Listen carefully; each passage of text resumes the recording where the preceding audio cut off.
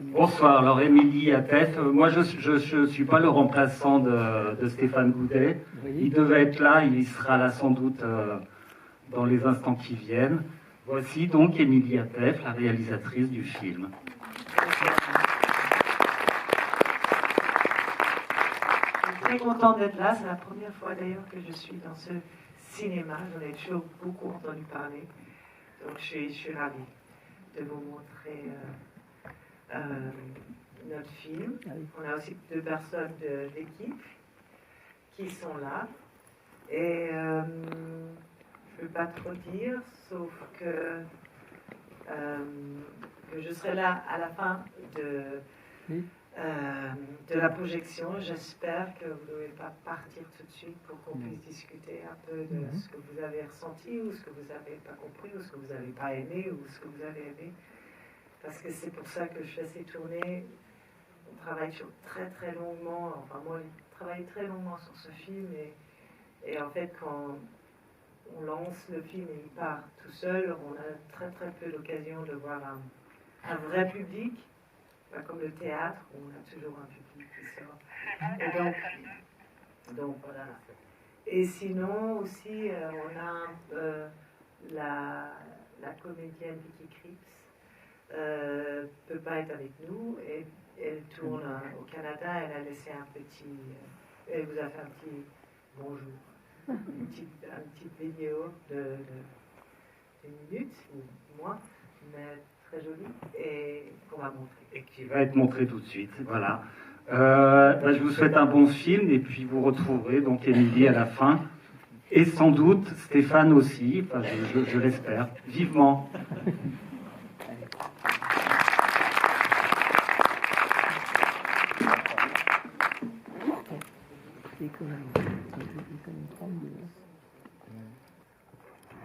Hello. Unfortunately, I cannot be with you. Je peux pas être avec vous pour l'ouverture du film, pour montrer le film. Emily, je pensais avec vous. I think Emily can be with you. I'm working far away. I'm in Canada. Je suis au Canada, un peu loin. C'est un film très personnel et vous allez voir, il est très poétique. Alors, j'aimerais pas trop dire. It's a very personal and very poetic film, so I don't want to say too much other than enjoy the poetry. Je vous souhaite un bon moment de réflexion avec la vie et la poésie. C'est un film qui fête la vie. It's a movie that is actually celebrating life, and that we should all be remembered. How beautiful it is to be alive. I wish you all a good screening, and I send you my love. Bye.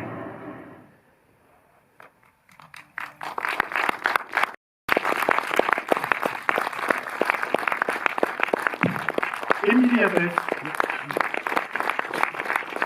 Merci Stéphane pour la retrouver. Et Nicolas Quentin, le chef opérateur son, on le signale quand même, montrez-moi de surcroît, est responsable du montage parc. Et Emmanuel Hugo, qui a fait, s'il te plaît, non, qui a fait la perche du film, qui a l'assistant du théâtre. On va monter la lumière si quelqu'un est en cabine. Sauf si c'est le rallumage automatique. Ah non, voilà, merci beaucoup. Alors, Émilie, merci beaucoup d'être là. Nicolas aussi, merci, ça nous fait vraiment plaisir. Je vais commencer un peu classiquement, et puis après on va au ping-pong avec la salle pour réagir au film lui-même.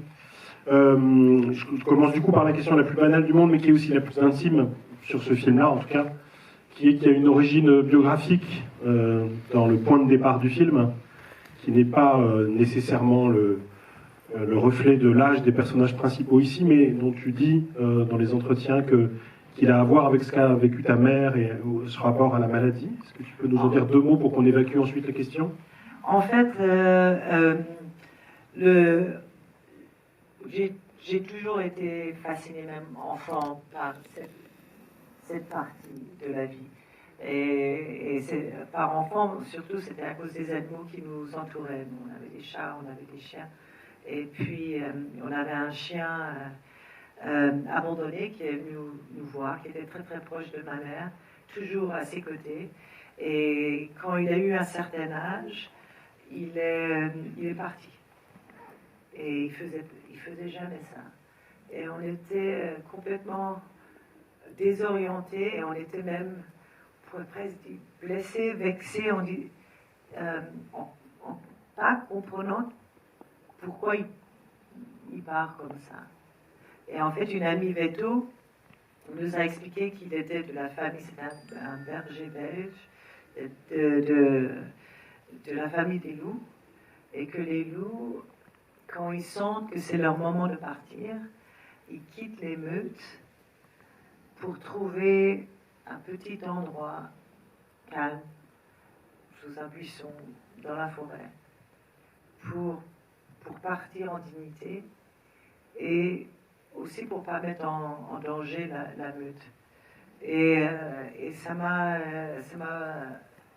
énormément touchée, et puis j'ai compris, enfin, ça m'apaisait, et j'arrivais à ressentir cet apaisement. Et plus je grandissais, plus je réalisais que, bien sûr, nous, en tant qu'humains, c'est exactement la même chose qui nous arrive, c'est qu'on va quitter cette terre, tous, mais qu'on n'en parle jamais. Et c'est un tabou que j'ai jamais compris, et que je comprends à ce jour, je ne comprends pas.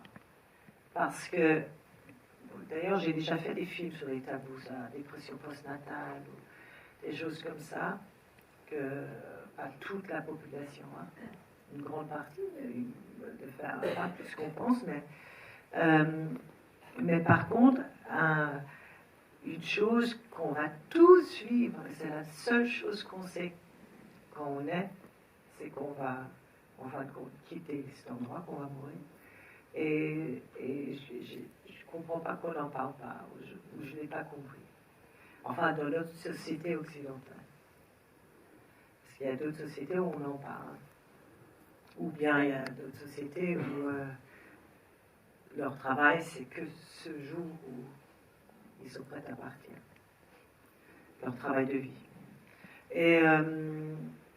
Et donc ça, c'était toujours, même avant que je perde ma mère, qui était très important pour moi. C'était un travail de longue haleine. J'ai eu l'idée en 2010.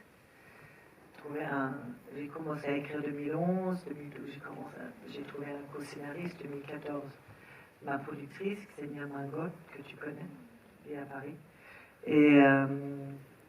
Et c'était très très long.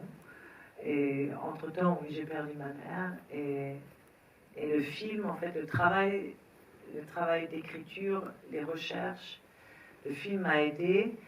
Mais en tout cas, à ce point-là, c'était 2015, j'étais pas aussi loin que Mathieu. Et par contre, maintenant, je le serai, ça je sais. Je sais que maintenant, grâce au film, grâce au travail sur le film, grâce au travail avec les comédiens en amont et grâce à toutes ces discussions, je sais que je serai prête de demander à l'autre que j'aime, qu'est-ce que tu veux. Voilà, c'est une longue réponse. Non, mais c'est une longue réponse partie sur un truc que j'attendais pas du tout, du coup. Le chien et le loup, la métaphore est travaillée par le film d'une manière ou d'une autre. Je dis ça de façon très très innocente, mais du coup c'est tellement touchant que tu racontes ça comme une expérience d'enfant que du coup je me dis, est-ce qu'à un moment cette métaphore animale a touché le film ou...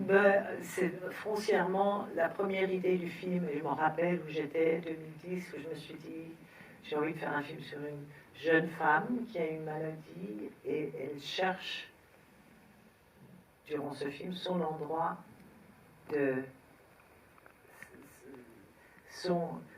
dans le buisson, son endroit parfait pour partir. Et donc là, c'était clair que le loup, le chien, c'était ça, quoi. Et pourtant, dans beaucoup d'interviews français, on me demande est-ce que ça a à voir avec la discussion d'aujourd'hui politique sur la fin de vie. Et en fin de compte, non, c'était pas à cause de ça que je l'ai fait, même si foncièrement je crois la liberté de chaque humain de choisir comment il veut passer cette dernière étape de sa vie. Mais j'ai perdu le fil. Alors, du coup, une question double. Comment tu as choisi cette maladie-là plutôt qu'une autre? Parce que pour le coup, ça aurait pu être à peu près n'importe quelle maladie condamnable, enfin, qui condamne à mort. Et deuxièmement, comment tu as choisi la destination, c'est-à-dire la Norvège? La maladie, on le voit pas beaucoup dans ce film, à part dans une scène où elle dit « j'ai jamais osé partir, faire ce voyage avant, à cause de moi, à cause de ma mère, à cause de toi, peut-être à cause du travail ». Et dans les nombreuses versions de scénario, Hélène, on sentait que Hélène c'était un personnage qui n'osait pas, qui avait en fait jamais vraiment respiré. C'était un personnage qui était la mère seule et qui faisait toujours la bonne chose, était toujours bonne à l'école, et dépensait pas d'argent, était bien, etc. Et en fin de compte, cette maladie, pour moi, c'était une maladie où on ne respire plus. Et bizarrement, grâce à cette maladie, même si c'est affreux, elle respire pour la première fois de sa vie. C'est-à-dire qu'elle a le courage de dire je veux aller là-bas, même si tu n'es pas d'accord. Et une fois qu'elle arrive en Norvège, un voyage qu'elle a peut-être avant jamais osé faire, elle commence à respirer, et même si physiquement elle va de plus en plus mal, elle va de mieux en mieux parce qu'elle se connecte avec elle-même, elle sait ce qu'elle veut. Et c'est un long cheminement jusqu'à ce qu'elle puisse exprimer. Donc c'est pour ça la respiration, aussi avec cette eau, être sous l'eau, sortir de l'eau, mais en fin de compte, petit à petit, se sentir bien sous l'eau. Et la respiration aussi, à Bordeaux, on a travaillé avec Yves Cap, le chef-op, sur la claustrophobie de ce lieu où elle ne veut pas sortir, elle ferme les rideaux, elle est sur son lit. Il faut lui faire violence pour sortir. Et en fait, et quand elle arrive, elle fait ce voyage de nuit, même si c'est pas de nuit, c'est 3 jours, c'est long. On a choisi de le montrer comme ça, avec la monteuse. Et une fois qu'elle sort sur le bateau, c'est cette lumière et ce souffle. C'est comme la première fois qu'elle respire, c'est comme une naissance, en fait. Ça explique en partie la Norvège. Tu aurais pu choisir, je sais pas, la Suède, l'Islande. Qu'est-ce qui t'attache sur ce pays-là? Qu'est-ce qui t'oriente? La Norvège, je l'ai rencontrée à 25 ans. J'étais d'ailleurs étudiante à Paris et j'avais un co-étudiant qui norvégien qui m'avait dit qu'il avait passé son permis, qu'il avait passé l'été 2 semaines et demie d'aller du nord au sud. Et je le regardais avec des grands yeux, il m'a dit tu veux venir? Et moi j'adore l'aventure, donc j'ai dit oui. Et il s'avère que c'était un voyage très désagréable parce qu'il était odieux. Ouais, il n'était pas sympa. Mais en moto, quand tu es derrière la moto, tu vois pas la tête. Voilà, du gars. Donc ça va. Ce serait pire en voiture. Mais là, tu vois pas la tête. Et en moto, et depuis j'ai pas fait de moto, peut-être à cause de lui, mais je sais rien. Mais en moto, on est très très proche de la nature. Et c'est un pays qui est fait presque de nature. Et c'est un pays très très long. Quand on le plie, ça fait toute l'Europe jusqu'à la Séville. Et on est parti c'était en été, donc il n'y avait jamais de nuit. Et c'est très... Enfin, on peut demander à Emmanuel et à Nicolas, c'est quelque chose qui est très très très étrange. Après la 2e journée, tu commences à... C'est très très étrange physiquement de jamais avoir une seconde de nuit sombre. Et quelque part, c'est génial, mais c'est aussi très bizarre. On devient aussi... On a besoin de moins de sommeil, et puis... ouais. Et donc, ça m'a vraiment impressionné. Et surtout la nature que j'ai trouvée tellement monumentale et rude, mais tellement grandiose que vraiment, on a l'impression d'être rien. Et ça rend très humble. Et dans mon imaginaire, je m'imagine que c'est peut-être plus simple à partir comme ça. Du coup, cette difficulté de dormir, tu l'as incluse dans le film? Moi, je suis de toute manière insomniaque. Ah oui. Même quand la nuit est noire. Donc la lumière encore. Pire. Sauf que ça te permet de jouer sur plusieurs registres. D'abord, cette sortie de tunnel, et tu dis d'ailleurs que ça joue quand même un peu avec les témoignages autour de l'expérience de la mort imminente, puisque j'ai vu que tu avais lu un certain nombre de livres là-dessus, et que la lumière de Norvège t'intéressait aussi pour ça. Est-ce que tu peux nous dire? Oui, ben bon, déjà, pour ce que je racontais, cette lumière qui est aussi, bien sûr, dans ces livres que j'avais lus, qui m'avaient déjà attiré, tous ceux qui ont expérimenté le New Death Experience, c'est-à-dire que le cœur vraiment médicalement s'arrête et ils reviennent par l'aide de la médecine, mais tous racontaient la même chose, de pays différents, de continents différents, de gens différents, d'âges différents, de sociétés, de niveau social complètement différents, que tous racontaient, parlaient de cette lumière, de formes géométriques, et tous, et c'était ça que je trouvais fascinant, revenaient et un n'avait plus peur de la mort du tout, et deux vivaient leur vie différemment. Certains arrêtaient leur travail du jour au lendemain, d'autres arrêtaient leur relation, d'autres, ouais, et parce que, étant donné qu'ils n'avaient plus peur de la mort, ils vivaient à 100%.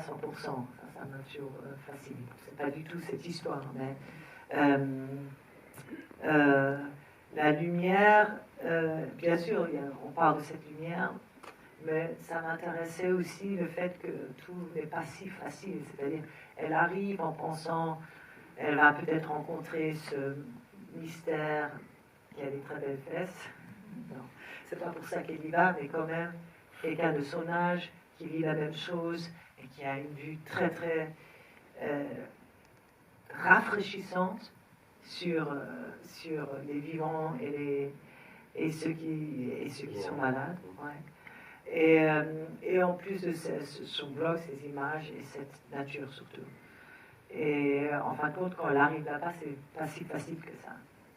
Et cette lumière qui semble être déjà, on pense que c'est très beau, etc., elle l'agresse, parce qu'elle n'arrive pas à dormir, et le silence pareil, et lui, il n'est pas si facile non plus, et l'endroit où il l'amène n'est pas si cosy non plus, mais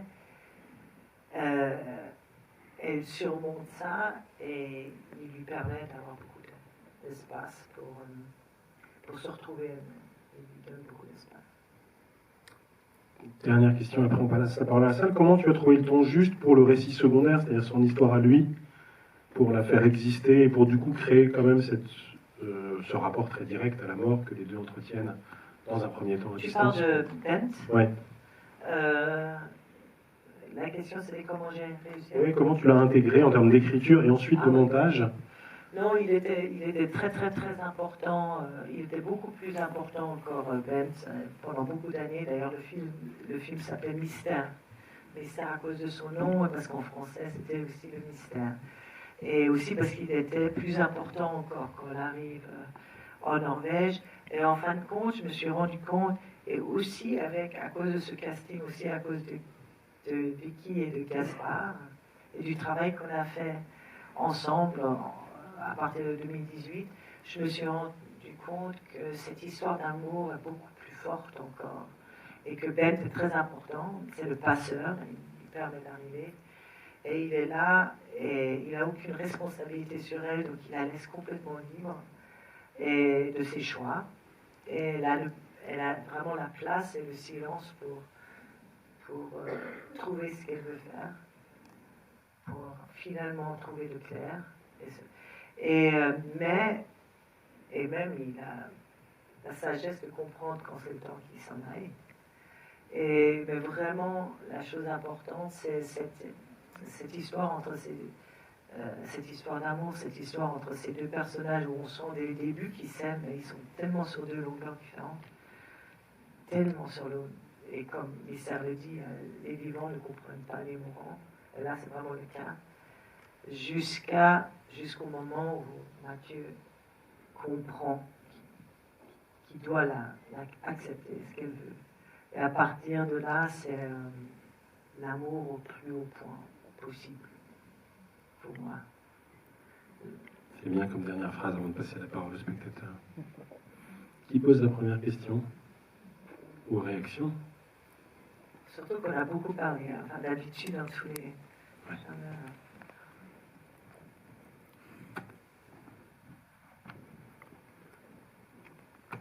Oui, moi j'ai une question sur les paroles.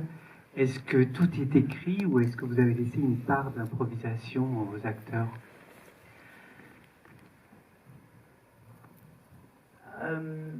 Non, c'est 10 années d'écriture et en fin de compte, c'est que pour enlever et pour changer.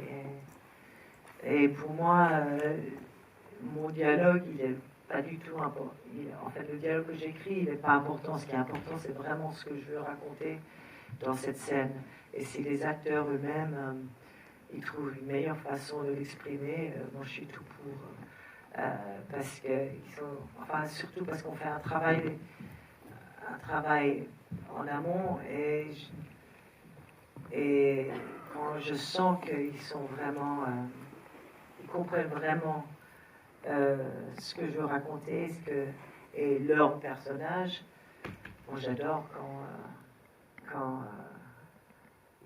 eux-mêmes ils sortent des choses. Et je le sens quand ça va pas, et alors on recommence. Mais pour quelqu'un comme Björn, comme Ben, c'est difficile parce que c'est pas sa langue, ni l'anglais d'ailleurs, et ni le français. Surtout, bon, l'anglais, comme tous les Scandinaves, ils sont excellents. Le français, c'est difficile, donc là, c'était beaucoup plus. Mais voilà, il parle pas tellement. Donc c'était bien. Une autre réaction?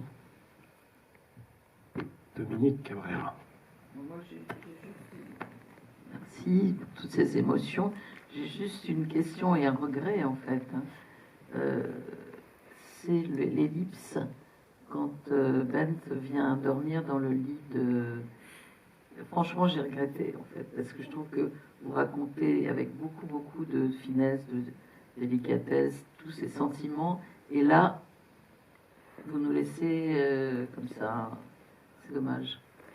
Je suis désolée d'être aussi direct. Ah non, mais vous laissez comment?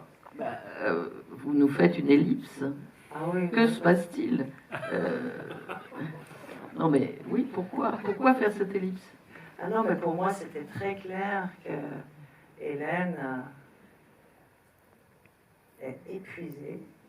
Hélène n'a qu'une envie, c'est qu'on la laisse dormir, parce que ça fait 2 jours qu'elle ne dort pas, et que en se retournant, pour moi c'est très clair que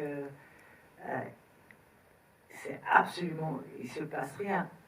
Sûr que lui, il arrive peut-être pas à dormir parce que c'est très difficile pour lui d'être à côté de cette jolie fille, mais l'ellipse ne raconte en tout cas vraiment pas, et je pense pas que ça se raconte qu'ils ont eu une histoire sexuelle ensemble. Mais c'est la première fois que j'entends ça, mais je pense vraiment pas, parce que sinon ce serait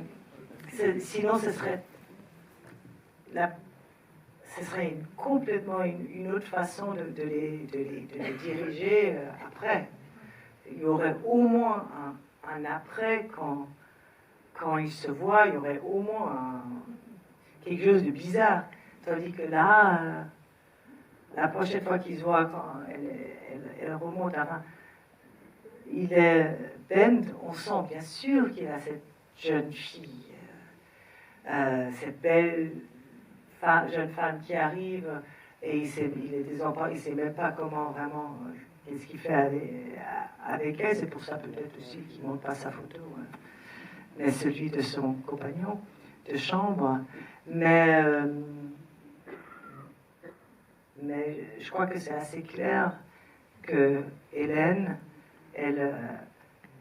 c'est vraiment un amour qu'elle ressent pour Mathieu. Et elle va vraiment là-bas pour ressentir ce qu'elle veut, vraiment. Et pas parce qu'elle peut pas, parce qu'elle se dit, voilà, il faut que je couche avec lui pour pouvoir dormir quelques heures pour être dans son lit. Non, l'ellipse, c'était pour moi, voilà, elle dort et lui, il n'arrive pas à dormir. Tout simplement. Mais que c'est vraiment une histoire platonique et très jolie entre eux. C'est intéressant. Une autre question ou remarque?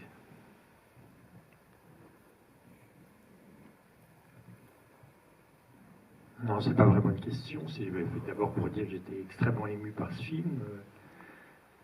Le travail entre autres de la lumière est absolument magnifique sur le paysage. Et effectivement, ce désir qu'elle a de monter, c'est-à-dire que ce côté un peu humoristique du point Wi-Fi en haut, tout on se retrouve, elle est obligée de marcher pour communiquer.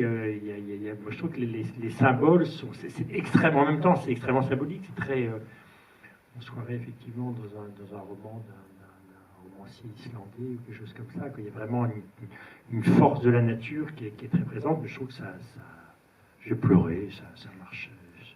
Pour moi, en tout cas, ça marche super bien. Bravo.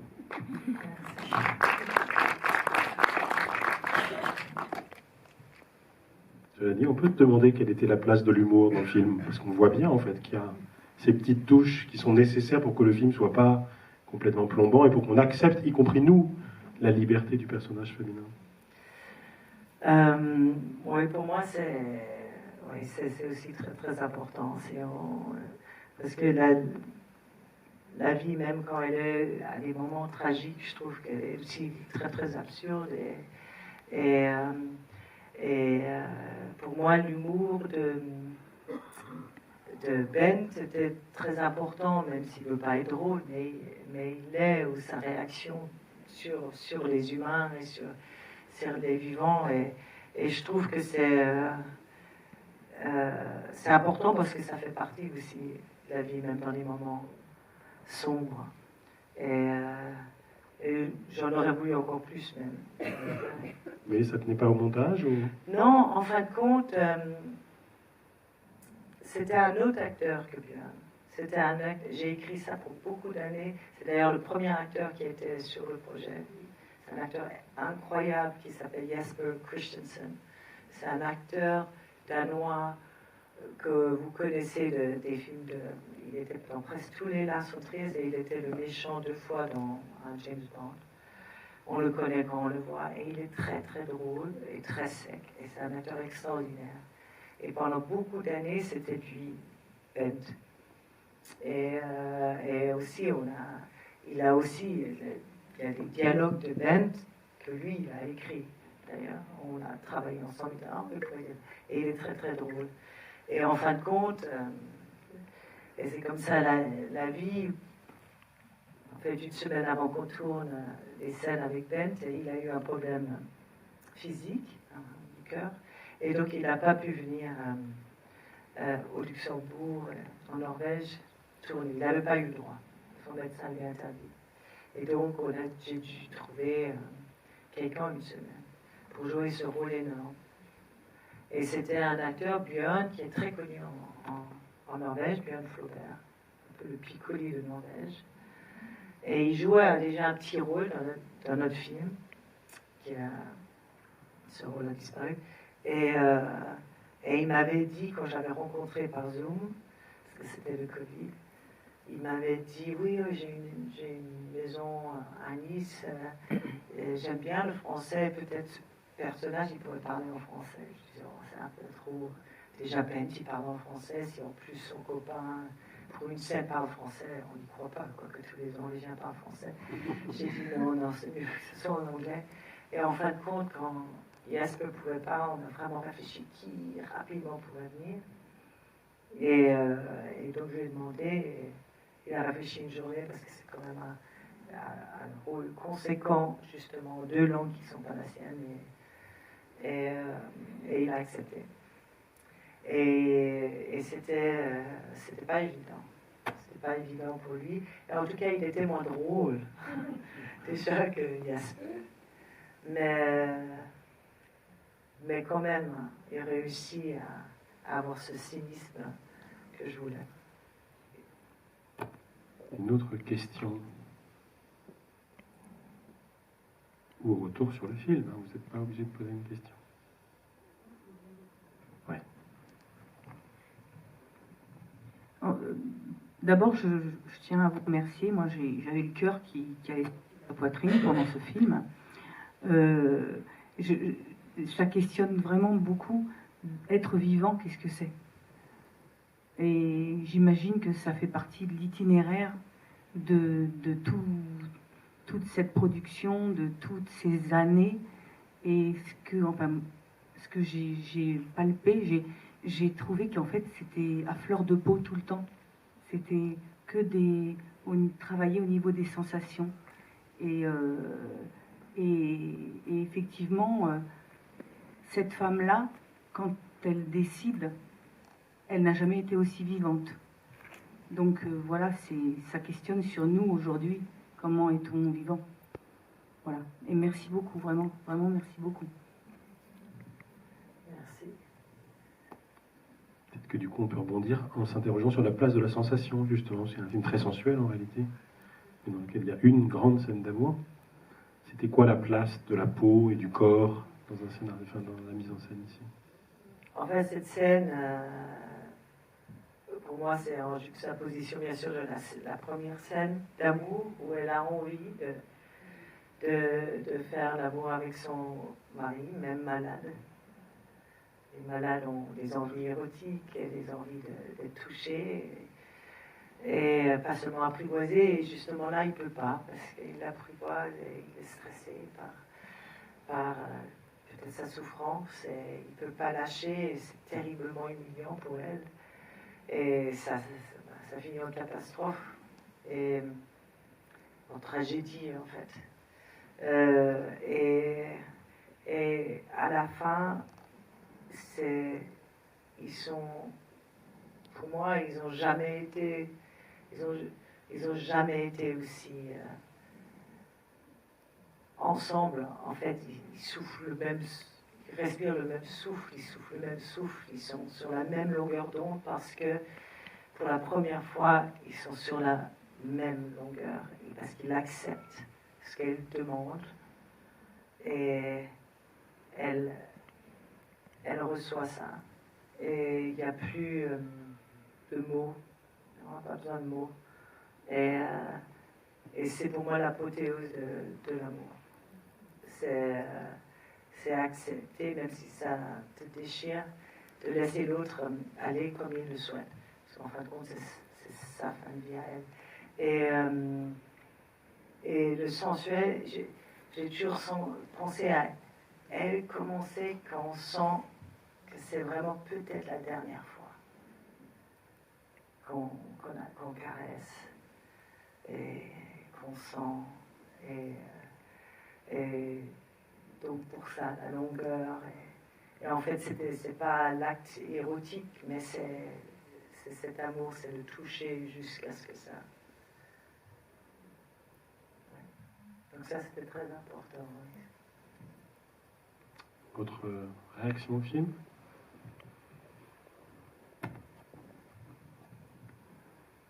Je vois que ta fille manque pour la transition.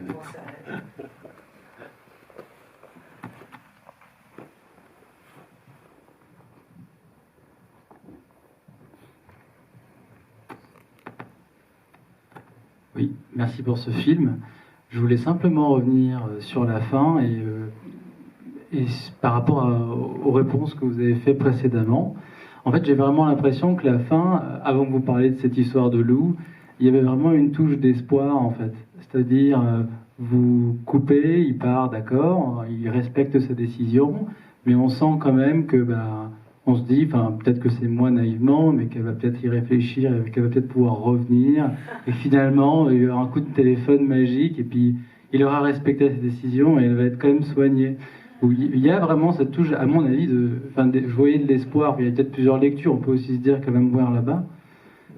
Et du coup, en fait, avec vos réponses, comme vous dites, cette histoire de loup, c'est la fin de vie, c'est la mort, j'ai l'impression que de votre côté, vous n'aviez pas vraiment cette vision quand vous avez fait le film. Alors justement, d'où ma question. Pour vous, c'est quoi votre lecture du film, c'est laquelle? Attention, ça va être un peu triste, hein, je préviens, parce que déconvenu positif. C'est pas triste. Moi, je trouve que la fin d'un côté, elle est très triste parce qu'ils sont obligés de se quitter. Et c'est triste qu'à l'âge de 33 ans, on ait cette maladie. Mais ce qui est très beau, ce qui est lumineux, et ce qui nous donne l'espoir, c'est qu'elle a réussi à choisir que l'être qu'elle aime le plus l'accepte. Et donc, quoi qu'il arrive, on n'en sait rien. Elle ne meurt pas dans ce film. Peut-être elle va mourir dans beaucoup de temps, on n'en sait rien. Peut-être il reviendra la voir. Peut-être en effet, elle repartira là-bas. Peut-être elle se fera soigner. Mais l'important, c'est qu'il écoute et qu'il accepte que c'est elle qui choisit ce qu'elle veut. Et même si elle est triste, il a accepté, il ne la force pas. Parce que, en faisant mes recherches, en parlant aussi avec beaucoup de gens, c'est une violence incroyable qu'on fait subir aux gens qu'on aime malades ou mourants, qui sont déjà dans une phase très, très, très faible et qui pensent déjà que de toute manière ils prennent trop de place, que très rarement ils ont le courage, la force de dire « moi je veux ça ». Et donc ils font avec, et c'est très rare que nous, les vivants, on leur demande « qu'est-ce que tu veux? Est-ce que tu veux que je sois là ?» Peut-être parce que dans le subconscient, on sait qu'il ne faut surtout pas qu'ils disent non, parce que nous, on ne supporterait pas. Et c'est ça, en fait, que je questionne. Pourquoi on ne demande pas à l'autre ce qu'il veut? C'est tout. Et aussi, pourquoi on n'en parle pas beaucoup plus jeune toute notre vie, comme c'est quelque chose qu'on va tous vivre. Alors pourquoi on n'en parle pas? Pour justement amorcer ces peurs et cette embrouille à la fin. Et peut-être aussi le fait qu'on n'ait pas la force de l'exprimer. Donc c'est pour moi une fin absolument positive, lumineuse, des deux points de vue. Parce que lui, même si ça le déchire, il peut se regarder dans la glace en disant « j'ai fait ce qu'elle voulait ». Parlons de lui justement un peu. On n'a pas parlé des deux acteurs principaux, mais tu les as choisis comment et dans quel ordre et pourquoi? Vicky Krieps, je la connais parce que c'est ma voisine à Berlin. Elle habite vraiment la rue à côté. Nos filles étaient au jardin d'enfants ensemble, elles ont 12 ans maintenant, donc c'était depuis un moment. Et on a suivi, on s'est suivi, j'ai regardé ses films, elle a regardé mes films, elle a eu un petit rôle dans mon film précédent, 3 jours à Quimon. Tu l'as montré? Oui. Très bien.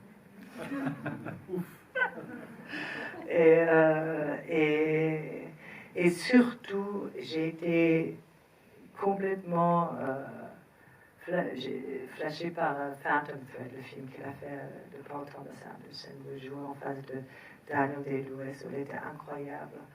Et ce film est long, donc j'avais d'autres actrices aussi en tête. Et plus ça venait, plus je sentais qu'elle serait parfaite. Et je lui ai raconté le film un jour, dans un café dans notre rue. Pendant 1h30, je lui ai raconté toutes les scènes. Et elle m'a dit à la fin, j'ai pas besoin de le dire, je le ferai. Et après, j'avais pas du tout encore d'idée pour Mathieu, parce que je pensais qu'il était un peu plus âgé, donc avec Vicky qui était dans sa trentaine, début trentaine, dans ce temps-là. Et dans ce temps-là, elle a fait pas mal de casting en France avec des acteurs de cette génération. Et elle m'a dit, je crois que pour le mari, Gaspard, il serait super. C'est dit en jouant avec lui dans une scène. Je regardais dans ses yeux et puis il n'y avait pas de fond. Je continuais. Et donc je lui ai envoyé mon film, 3 jours, et le scénario. Et il a été touché, on s'est rencontrés. Et puis ça a marché. Et c'était vraiment très très fort. Et comme je vous disais, c'est à cause de cette genèse de ces 2 acteurs que le scénario a changé. C'est devenu vraiment, l'histoire d'amour a pris beaucoup plus de place que l'histoire de triangle des 3. Et c'était un réel plaisir de les mettre en scène.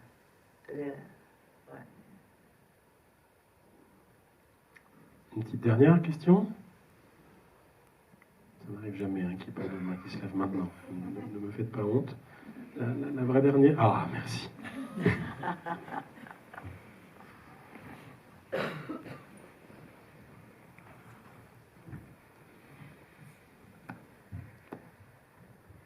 Bonsoir.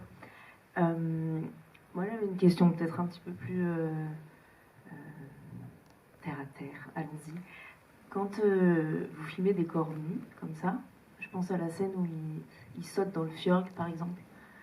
Qu'est-ce que vous dites à vos équipes? C'est quoi vos directives de chef d'orchestre à ce moment-là, envers vos équipes techniques, la personne qui filme? Tous les yeux bandés. Pardon? J'ai dit, on a tous les yeux bandés. Non, mais justement, c'est... Enfin, dans il y a une différence entre, par exemple, cette scène où il saute dans l'eau et la scène d'amour, ou les 2 scènes d'amour. Même si une, ils sont habillés, et l'autre, ils sont longuement habillés, et après plus. C'est différent. Dans la scène, enfin, pour moi, déjà, la première chose, c'est c'est travailler tellement en amont avec les acteurs et être tellement dans une confiance, qu'ils aient une confiance en moi, c'est-à-dire qu'ils savent vraiment ce qui va se passer, et qu'il y ait une confiance mutuelle, que tout ce qui ne veulent pas ne se fera pas, de toute manière. Même si moi j'ai mes désirs. Mais ils étaient tellement en accord avec ces personnages. Et d'ailleurs, cette scène où ils sautent dans l'eau, elle n'était pas du tout écrite. Et d'ailleurs, cette scène où ils sautent dans l'eau, c'est en Norvège, parce que... en fait, c'était même l'idée de Vicky, je crois, qui déjà était obligée de toujours se farcir cette eau de 5 degrés, où elle me disait, ce serait chouette, non, que quand il arrive, il saute dans l'eau. Et on savait, et je sais pas, les 2 s'en rappellent, on était très peu, on était que... Le Covid et la Norvège étaient très très stricts, et j'avais seulement le droit d'amener 7 personnes de l'équipe française en Norvège. Et pour ces personnes, il fallait qu'on se batte par des lettres et des lettres. C'était le ministère de la Marine qui avait le droit de choisir qui pouvait arriver de l'étranger. Et mes 3 acteurs. Donc, on était en équipe très réduite, on était très proches. Et on avait un groupe WhatsApp qui arrive à aller dans l'eau. Et chacun, je crois que toi, tu as réussi, pas toi, mais à faisait ça et allait dans le fjord qui était vraiment à 5 degrés, parce que la neige, on voit la neige sur les montagnes et ça allait directement. Mais Vicky avait fait un travail avec aussi un coach, parce que dans le film précédent, elle devait aussi aller dans le glacé. Et là aussi, plusieurs fois. Donc, elle avait appris à faire ça, pas nous. C'était quelqu'un de très frileux. Et donc, voilà, elle a dit, ce serait super. Et on lui a demandé, en disant, ce serait super. En plus, ça fait sens quelque part. Et donc, il a dit, d'accord, mais quand vous reviendrez avec beaucoup d'amis pour revoir le film, vous verrez, là, quand il saute, c'est vraiment la première fois qu'il touche cette eau. Et cette peur qu'il a d'y aller, c'est vraiment ça. Et quand il saute dedans, c'est vraiment ça. C'est vraiment, vraiment le froid. Ça me fait tuer parce qu'il part avant elle, il sort, il s'en fout d'elle, c'est elle qui est malade, et puis on le voit partir, et elle est derrière. Et ça, c'est aussi, j'aurais pas réalisé comme ça, c'est parce que vraiment ils sentent. Mais donc là, c'était, en effet, c'était vraiment dehors, et on était, c'était libre, et bien sûr, c'était quelque chose de très... C'était absolument juste qu'il soit nu dans cet endroit perdu du monde. Le seul qui pourrait les voir, ce serait Nicerne.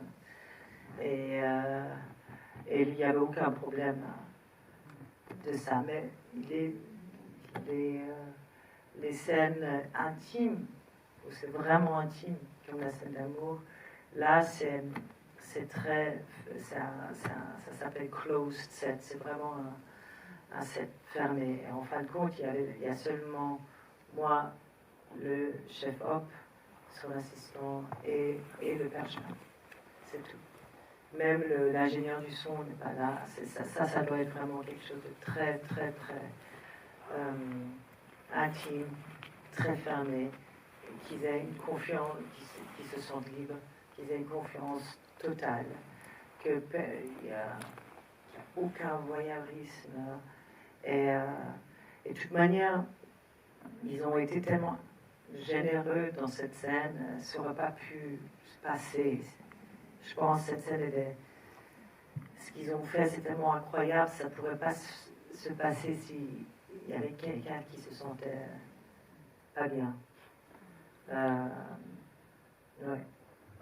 Mais c'est très très important. Et maintenant d'ailleurs, j'ai refait un film depuis qui a beaucoup de scènes d'amour et des scènes érotiques, et j'ai travaillé avec c'est un terme qui est nouveau depuis quelques années, depuis MeToo. Ça s'appelle je ne sais pas s'ils ont ça en France, mais un intimacy coach. C'est comme un cascadeur, un stunt coach, comment on dit ça en français? Il n'y a pas de mot, je crois. Bon, ben c'est un stunt, c'est quand quelqu'un tombe d'un cheval ou se bat, il y a un stunt coach. Il y a quelqu'un qui fait attention que cette personne, ces deux acteurs qui se tapent dessus, qu'aucun se fasse du mal, mais que quand même le réalisateur, le chef-op, peuvent avoir la scène aussi réaliste et forte que possible. Donc c'est pas seulement... Et maintenant, ce qui existe, et c'est très très très très bien, c'est un coach, une coach en féminine, pour les scènes d'amour ou les scènes érotiques ou les scènes de tout ce qui est intime. Parce qu'on peut se faire tout aussi mal. Et il y a eu tellement d'abus, surtout pour les actrices, mais aussi pour les acteurs, où c'est du n'importe quoi. Et à partir de maintenant, je ne travaillerai jamais sans eux, parce que ça apporte une liberté incroyable dans la mise en scène de ces scènes, parce que ça devient très technique d'abord, et tout le monde sait exactement ce qui se passe. C'est-à-dire que l'acteur n'a pas peur que son collègue fasse des choses qu'il ne savent pas du tout, mais il doit faire semblant que c'est OK. Et aussi pour l'équipe qui est là. C'est jamais facile une scène comme ça. Ils savent exactement ce qui se passe. Et tout est dit. Rien n'est caché. On parle de pénis, on parle de ça et ça. Rien n'est caché. Tout est dit. Et tout est dit très techniquement. Je prends ça, je t'embrasse, ça va, je te touche là, est-ce que ça va? Est-ce que je peux toucher ton oreille? Ah non, j'aime pas. Ah ok, alors je ne touche pas ton oreille. Ça a l'air très... C'est pas du tout érotique en fin de compte, mais bizarrement, quand la scène est faite, il y a une liberté incroyable des acteurs. Et vraiment, c'est très très fort. Enfin. Et tout le monde se sent très très bien. Parce qu'on ne se sent jamais complètement bien dans ce genre de scène, parce que c'est pas très naturel d'avoir deux personnes qui font semblant de faire l'amour nu devant une technique sans adieu. Enfin, ouais. Le deuxième débat en une semaine qui se termine sur cette fonction nouvelle. C'est vrai? Eh oui, parce que Patricia Mailly a aussi fait appel Qu'est-ce que c'était comme film? Sur Bowling Saturn, elle a fait appel, il y a une très longue scène de sexe qui devient une scène de violence, et elle a fait appel à un cascadeur chorégraphe. Ah ça c'est chorégraphe, voilà. Ça s'appelle comme ça. Non, je ne sais pas comment ça s'appelle, c'est comme ça ça qu'elle devrait l'appelait. Cascadeur intime. Voilà. Et du coup, pour elle, la qualité de la scène tient entre autres à la complicité des deux acteurs, mais aussi à cette fonction décisive pour le découpage de cette très longue scène, très casse-gueule. Ouais, surtout quand il y a de la violence, surtout s'il y a de la violence. Merci beaucoup, Émilie Atef. Merci. Bonne soirée à tous et à tous. Et le film sort le 16 novembre. Oui, 16 novembre. Ouais, important. Parlez-en, Tourner au cinéma. Voilà. De voir les images de la Norvège en grand. Il est pas petit.